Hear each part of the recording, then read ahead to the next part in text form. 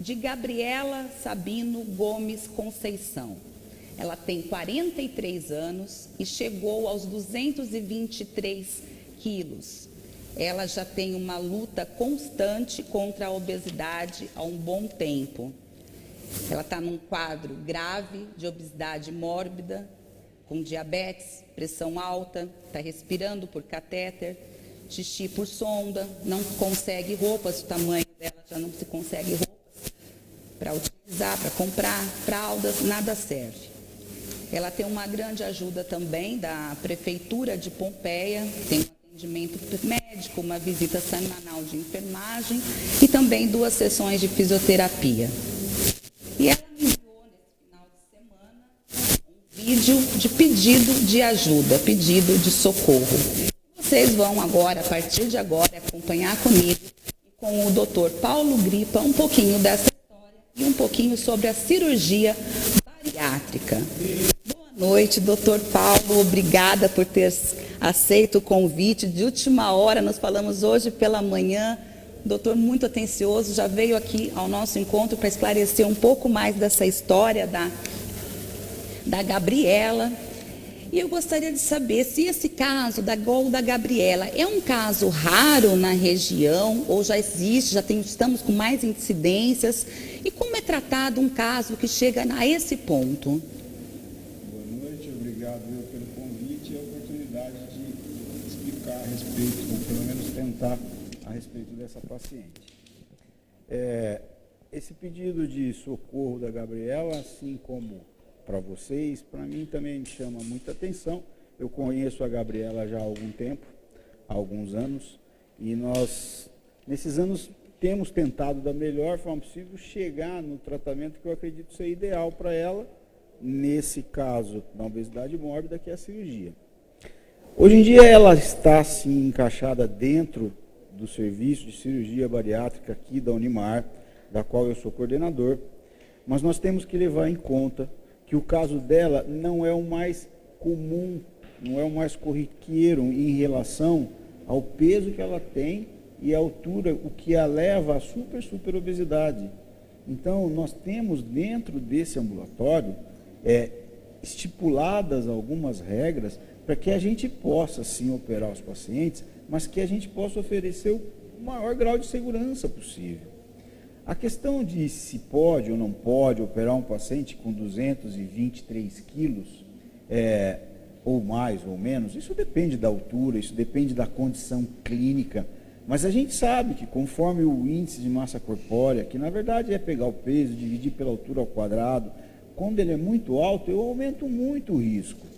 Então, a gente tem que tratar a Gabriela da forma mais especial possível. Nós temos tentado, ela está sim dentro da nossa fila, e eu posso lhe adiantar que ela tem uma prioridade. É que nós não conseguimos ainda achar o momento ideal para que a gente possa levá-la. Porque senão eu, no intuito de querer o melhor possível para ela, acabo numa atitude intempestiva a operando e muitas vezes não trazendo o resultado que a gente imagina, muito pelo contrário, colocando ela em maior risco do que ela está hoje. Porém, eu não tenho dúvida nenhuma, hoje em dia posso até chamar de tragédia a vida que a Gabriela leva. Tenho sim, e o grupo da qual eu acabo coordenando, nós temos uma prioridade muito grande e vamos tentar da melhor forma possível fazer com que nós consigamos levar a Gabriela ao centro cirúrgico. Porém, mais especificamente, nós precisamos que ela perca algum peso. Isso aconteceu no final do ano, mas por uma questão logística de material, nós não conseguimos fazer e ela acabou reganhando peso. A nossa proposta para ela é que ela perca pelo menos uns 10% desse peso. Acredito eu que ela, perto dos 200 quilos ou menos, eu consiga, de alguma forma, diminuir o risco dela e levá-la ao centro cirúrgico de forma a conseguir um resultado que seja favorável. Nossa questão aqui é sim operá-la, mas eu não posso fazer alguma coisa e sair pior do que a encomenda. Para vocês conhecerem um pouquinho agora da Gabriela, nós vamos passar algumas fotos aí para vocês aí no vídeo, vocês acompanhem. A Gabriela, na realidade, então, se ela conseguisse emagrecer, voltar a perder pelo menos uns 10% do peso, ela também teria que passar por outros profissionais, uma equipe multidisciplinar? Ela já faz isso, ela já fez esse preparo, ela já passou mais de uma vez por isso. Eu estou dizendo porque eu a conheço pessoalmente e é um caso específico do nosso ambulatório. Ela já passou, nós já estipulamos junto à equipe que ela tem que ter prioridade e é nesse sentido que nós iremos tentar agir, de levar essa prioridade para ela, mas também esperar que ela consiga se ajudar para que a gente chegue juntos aonde nós queremos, que é a cirurgia, e com isso ela consiga perder peso. E caso ela chegue a perder esse peso, que todos os outros exames também já estejam todos normais, toda a parte, né, pré-operatória esteja toda perfeita, é esperado que após uma cirurgia dessa, doutor, quanto tempo e qual a porcentagem que a pessoa continua perdendo ou vai muito de caso a caso, pessoa a pessoa? Essa é uma questão muito discutida, principalmente quando você vai atrás do Dr. Google ou quando você vai atrás daquilo que é uma literatura mais científica. Muitos confundem os tipos de cirurgia e fazem um link como se perdesse mais ou menos peso com determinadas cirurgias. As duas cirurgias mais realizadas no mundo, e são principalmente as que eu faço, são a gastrectomia vertical, muitos chamam de sleeve, para tentar deixar um pouco mais específico. Essa é uma cirurgia que mexe só no estômago, vai tirar mais ou menos uns 85%, e a outra cirurgia é uma cirurgia onde eu, além de formatar um novo estômago, eu também faço um desvio no intestino. Essas são duas cirurgias que, quando eu quero priorizar um dos efeitos metabólicos, que são hormonais ou incretínicos ou de saciedade, eu acabo usando uma das suas cirurgias. Muitos acreditam que existe uma diferença muito grande de perda de peso entre uma ou outra cirurgia. Isso não é real. A maior perda de peso ela é muito mais relacionada aos seus hábitos do que propriamente à cirurgia em si. E, de forma geral, o que eu posso dizer? Existe sim uma diferença, mas muito pequena, que provavelmente não dê 5% estatístico de uma cirurgia para outra. Se um sleeve, se uma gastrectomia vertical, você vai perder, em média, 35% do seu peso. Um bypass você vai perder entre 35% a 40%. Porém, eu acredito que essa mediana de 35% seja o que mais expressa a perda de peso. Na verdade, se eu conseguisse levar a Gabriela a 200 quilos, operá-la e ela perdesse 30% do peso, em outras palavras, se nesse tempo ela perdesse 60 quilos, nós as levaríamos a 140 quilos. As nuances de cada cirurgia, nós precisamos de um tempo específico para que nós possamos, de alguma forma, destrinchar quais são os efeitos, por que eu escolho isso, por que eu escolho aquilo. Porém, eu não vejo a perda de peso sendo maior ou menor numa ou noutra cirurgia. Também não vejo no reganho. Talvez algum dia eu tenha números estatísticos provindos de ciência um pouco mais séria, que onde eu mude de ideia, mas até então, na atual circunstância, eu não vejo diferença. Eu acredito piamente que o paciente perde e mantém a longo prazo muito mais a depender do seu comportamento do que propriamente do tipo de cirurgia que ele tenha. Realmente, assim, essa parte da manutenção depois, né, doutor Paulo? Porque eu acredito que a cabeça também, ela influi muito. Influi. E assim, né, se você faz uma dieta normal, que você não precisa chegar a ter uma bariátrica, você faz a dieta, você muda os seus hábitos, ou aí se você parte para uma bariátrica, num caso maior, todas elas, você também mexe com hormônio, você mexe com a cabeça. Houve um tempo onde nós acreditávamos, esse tempo há 20 anos provavelmente, que a cirurgia funcionava de duas formas. Você não comia porque o estômago era pequeno e aquilo que você comia, você emagrecia porque não absorvia. Conforme o tempo passou e da necessidade de se produzir uma ciência um pouco mais robusta, que sustentasse a realização ou não dos procedimentos cirúrgicos bariátricos, acabou se levando ao descobrimento de outras vias. Hoje nós entendemos que a importância do efeito saciedade, o efeito sacetógeno, o efeito incretínico, essa é uma palavra mais difícil, que é o que mexe com a glicose, o efeito da microbiota no intestino, isso tudo é muito complicado e cada um desses daria um programa. O efeito do ciclo dos ácidos biliares, tudo isso eles mudam conforme você opera. Hoje já estão muitos já falando que o intestino seria a sua segunda cabeça, né? Depende em que sentido, talvez até mais do que isso. Porque, por exemplo, eu vou te dar vou seguir uma linha aqui. Muitos acreditam que a nossa fome está no cérebro. Na verdade, não está. É que o hormônio, uma vez ainda não operado, que sinaliza para que você tenha fome, 99% dele é produzido no fundo do estômago. E ele se chama grelina. Ele sai daqui do estômago, cai na corrente sanguínea, se liga no cérebro, numa parte do cérebro, e faz com que você sinta fome.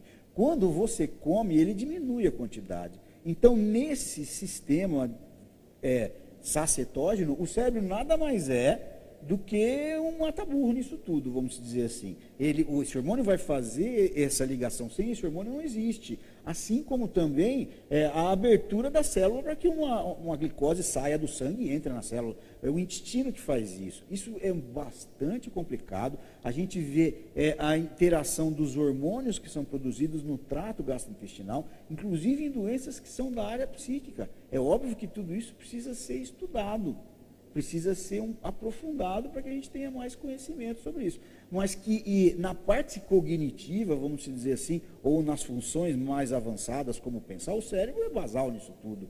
Mas em determinadas ações do nosso organismo, provavelmente a influência do trato gastrointestinal é muito maior do que o que a gente conheça ou que a gente conhecia há 20 anos.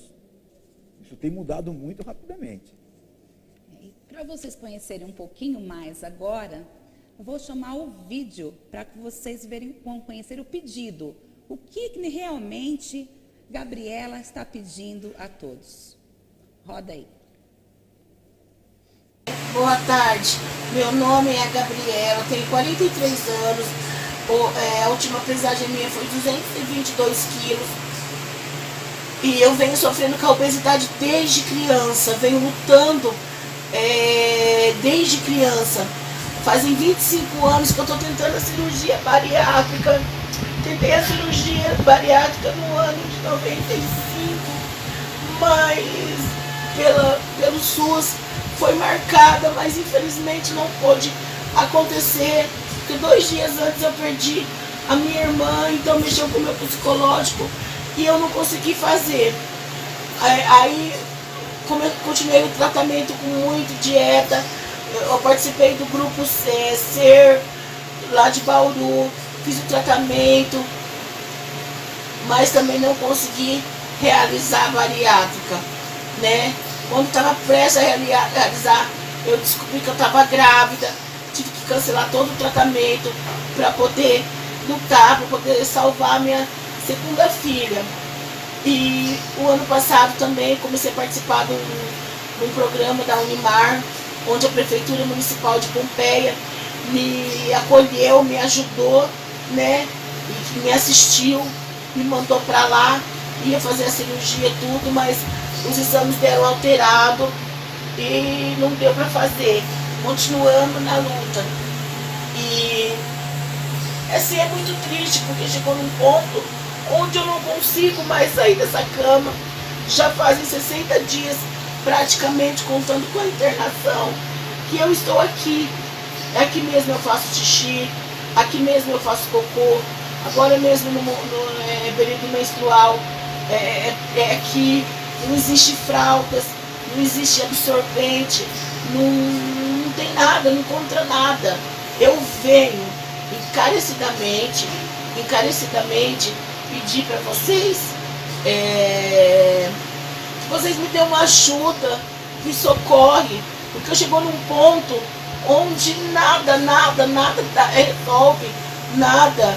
Eu estou com a saúde muito debilitada, fiquei internada por conta de uma bactéria. Essa bactéria acabou afetando todo o meu organismo e eu não sei mais o que fazer. É difícil falar. Eu preciso viver, eu preciso levantar dessa cama, porque o que mais pesa nesse mundo é saber que você tem 2 crianças pequenas e você não consegue, você não tem como cuidar delas e elas precisam de mim. Não temos condições de pagar pessoas para estar ajudando e fica tudo nas costas, pensando no meu esposo, que ele tem que trabalhar, ajudar a cuidar das crianças e cuidar de mim também, para cuidar de mim.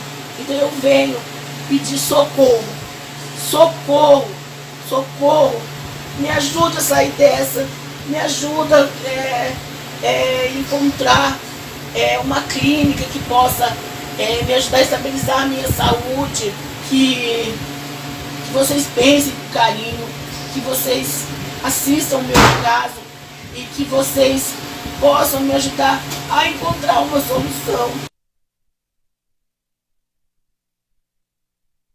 Que ela está abalada psicologicamente, né? E que assim, ela pede muito por uma clínica para ela tratar da saúde dela e que ela consiga Sim. estabilizar, emagrecer para chegar até a bariátrica. Existe esse serviço? Como No funciona? sistema público não existe. Nós já pensamos várias vezes na possibilidade de tentar interná-la. Só que alguém precisa de alguma forma, eu não sou o gestor, nós não conseguimos, nós precisamos ter condição financeira para poder fazer isso. Hoje em dia não existe esse tratamento clínico como um spa onde você possa internar o paciente. A não ser que você fique mentindo, que não é o nosso objetivo dentro de uma internação para que se mantenha isso. Por esses dias ela acabou internando por outros motivos, para que se tratasse uma infecção, e assim foi feito, mas não existe. Ah, sim, seria o ideal? Com certeza, se eu conseguisse interná-la durante 2, 3 meses num sistema de spa e fizesse com que ela perdesse, por exemplo, 20% do peso, eu nunca tive dúvida que ela é prioridade em relação, uma vez que ela perca algum peso. A hora que eu consiga condição, eu opero a Gabriela. Esse drama que ela vive, eu não tenho dúvida que a gente precisa tentar de todas as formas ajudá-la, mas às vezes nós nos encontramos de mãos atadas, porque na situação que ela está, nós temos muito receio. Você acaba de ver no vídeo o que corrobora o que eu te digo. Eu tenho bastante receio em definir essas coisas. Ela é uma paciente mais grave, ela não é uma paciente tão simples. Gostaria imensamente que isso acontecesse o mais rápido possível. Mas nem sempre é assim. O lado psíquico dela atrapalha, mas nós, inclusive, já o relevamos em algumas situações, para não ser extremamente grave, mas você percebe que o mundo que a rodeia também atrapalha muito nesse sentido. E nós precisamos segurar todas as pontas. Nós precisamos segurar todas elas. O lado que é psíquico, o lado que é financeiro, nós precisamos ajudar em todos os sentidos. Não é só uma questão de deitá-la numa maca e operá-la. Isso é muito simplista para lidar com esse assunto. Não, realmente é todo os cuidados, porque é um caso complicado, é um caso que não é uma cirurgia simples, precisa de muitos cuidados. Não vai tirar ela de uma situação que ela está para colocá-la num risco maior. Eu posso trazer aqui para essa conversa algo que normalmente é interno. Nós temos regras e nós temos modos para que isso funcione. Eu tenho vários pacientes que não se encaixam e são devolvidos à rede básica e dizem, nós não vamos operá-lo porque você não tem condições. A Gabriela é uma das poucas que, mesmo quando nós não conseguimos operá-la como nós estamos nesse tempo, nós não a devolvemos, porque não tem outra pessoa que vai conseguir fazer outra coisa, a não ser nós, o serviço da cirurgia bariátrica. Só que eu também não posso meter o pé pelas mãos e ter uma tragédia em relação a isso, por mais que a gente saiba que é grave. E não chega a ser muito grave também essa nova geração que está vindo por aí, disso se agravar mais ainda, porque assim a gente percebe que o número de obesos está aumentando, né? Isso é extremamente preocupante, né? Eu venho aqui hoje num programa para falar da cirurgia bariátrica, mas fico feliz por iniciativas como a sua, onde, olha, eu me cuido de você. As pessoas precisam se conscientizar que essa questão cirurgia bariátrica é o último dos mecanismos que você pode usar. A gente tem que tentar o máximo possível evitar esse caminho. Nós não temos ideia de extrapolar isso para qualquer um. E é salutar, sim, essa iniciativa, justamente por essa preocupação que você está colocando. O mundo vem engordando rapidamente. Agora, aquele capítulo que diz, olha, qual é a verdade por trás desse ganho de peso, desse engordamento da população? Existem múltiplos fatores que fazem com que isso aconteça. Eu acredito que muitos deles nós nem conheçamos ainda, que um dia nós vamos chegar, que passa por políticas públicas, por subsídios em cima de comidas que só nos fazem engordar, É difícil pegar o cara que planta alface em Avencas e que se chover ele perde tudo, e o cara que planta milho e trigo tem um subsídio sem tamanho que se chover o governo paga tudo. Será que não é a hora de passar a discutir essas coisas? Mas você não percebe nenhum político discutindo algo. Então, esse é só uma nuance do que o mundo está engordando. Dá mais dinheiro para quem vende comida que engorda do que quem vende comida saudável. Só que a gente não vê esse tipo de política sendo debatida. A gente vê um monte de asneira que não vai nos levar a nada, mas esse tipo de coisa não. Então, o que você está me colocando tem que ser discutido bem mais a fundo em relação a ações estratégicas para que a gente possa sair desse caminho. Porque senão, a cada dia que passa, nós vamos ter que tentar usar aquilo que eu chamo de instrumento. Porque a bariátrica é um instrumento, eu só vou te dar.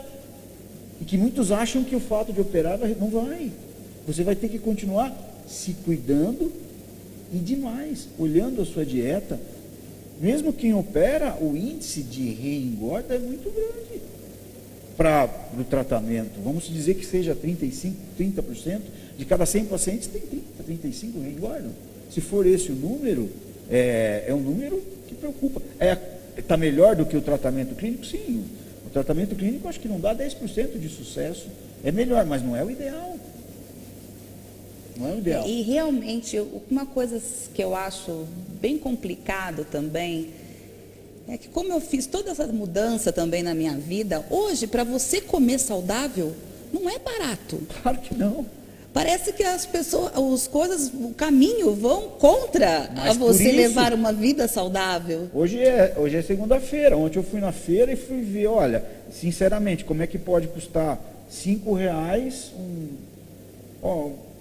um coentro? Como pode custar R$8, R$10 um pé de... Então, é muito caro. Já um pacote de salgadinho é extremamente barato. São centavos, sem contar centavos. Sua criança levar para a escola, é mais facilidade. Fácil. Então, são coisas a se debater e a gente vê como fazer isso. Olha, nós vamos começar a explicar mais, colocar mais nas placas. E por que não cobrar mais? Tudo bem, você quer dar um alimento altamente calórico, vai fazer bem, mas tudo bem, eu vou comprar mais, eu vou cobrar mais imposto disso e vou tirar daquilo que é barato e vou subsidiar a comida que é barata e vou precificar aquilo que, vou aumentar o preço da... Então, são políticas, mas isso é política pública. Eu sou um cirurgião, é que eu vejo isso e eu não consigo fazer isso, eu não sou político, eu posso até dizer que eu acho que esse é o caminho, mas não necessariamente. Eu venho aqui falar desse fim do tratamento da obesidade, que é quando não se consegue tratar clinicamente, que é quando de alguma forma a pessoa não conseguiu se manter no peso, ela ganhou peso, não conseguiu perder, ela tentou de todas as formas e não teve jeito com o tratamento clínico, que é preciso. Não é só chegar lá, vou operar, não. Tanto é que se você não fez isso antes, a chance de você engordar aumenta também. Para que lá no final, olha, não teve jeito, essa é uma pessoa que está correndo mais risco por causa da sua obesidade. Tudo bem, eu consigo te dar um instrumento para que você o use no intuito de ser emagrecer. Mas você vai ter que continuar fazendo dieta, atividade física. Você vai ter que continuar olhando o que você come. E, automaticamente, isso esbarra na nossa conversa também de saúde pública. Isso é extremamente grave.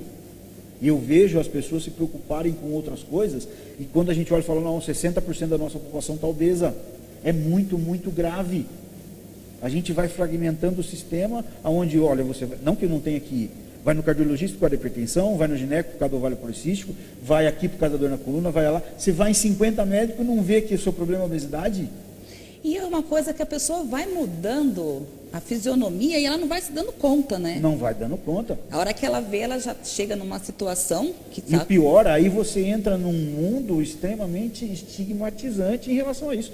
Porque em determinadas coisas, se você chama um negro, se você chama um homossexual, você vai ser punido. Agora, se você chama alguém de obeso, de gordo, não, vira chacota. E aí o estigma disso para essa pessoa, como se ela estivesse naquela situação, porque ela simplesmente não faz exercício, não é só isso. Isso é um pouco mais complexo, precisa ser colocado de forma diferente e discutido de forma diferente. Não é assim. Gente, aqui o assunto... O meu bate-papo com o Dr. Paulo teria que... Nós vamos precisar de vários programas, na realidade, Dr. Paulo. Hoje nós falamos um pouquinho sobre esse grande mal que está afetando hoje a população, que é a obesidade, mas tem muito mais para ser dito. Só que, infelizmente, nós estamos chegando no final do programa, e eu ficaria aqui horas conversando com o Dr. Paulo sobre o assunto, vão vir outras oportunidades, mas eu gostaria que você, telespectador que nos assistiu, se você tiver como ajudar um pouco que seja a nossa paciente, a paciente aqui do Dr. Paulo, a Gabriela, de qual forma for, entre em contato com a gente, entre em contato pelas minhas redes sociais, você vai ser muito bem-vindo. Toda ajuda a gente agradece para a gente tentar agilizar todo esse processo, que ela consiga perder o peso, que fique adequado para uma cirurgia bariátrica, que ela continue no processo que ela vem tentando aí já há algum tempo. Então, que todos vocês tenham uma ótima semana, e eu vou pedir aqui na presença do Dr. Paulo, que é uma frase que já caiu na boca de todo mundo, e eu quero que não só fique na boca, que vocês façam, tá? Eu me cuido, e você? Tenham todos uma ótima semana. Muito obrigada, Dr. Paulo, pela sua presença. Obrigado a você. Eu espero que esse seja o melhor caminho para que as pessoas não cheguem a mim.